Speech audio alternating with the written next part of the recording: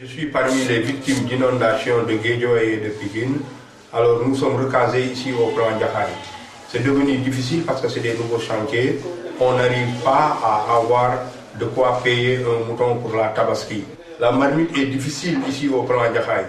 Comme le mouton est difficile, nous demandons aux donateurs d'augmenter quand même leurs dons à notre niveau. Chez nous les démunis, quand on n'a pas de mouton, nos enfants sont frustrés par rapport aux personnes aisées.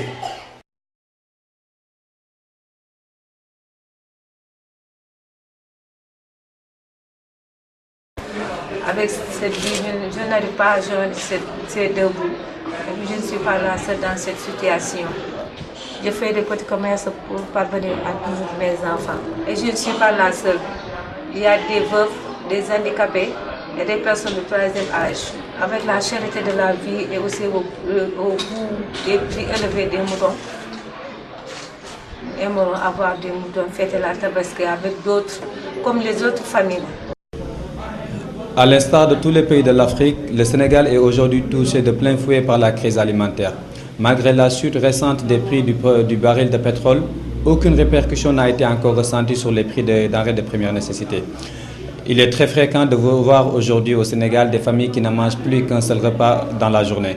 Et cette difficulté est encore démultipliée à l'approche de la fête de la Tabaski, parce que tout simplement cette fête qui constituait pour la plupart de ces familles un moment de retrouvailles qui leur permettait de rompre avec le quotidien et mettre en place un repas un peu plus festif est aujourd'hui l'objet de toutes les craintes. Tout simplement parce que la plupart de ces familles n'ont pas de quoi se payer un mouton ni de la viande.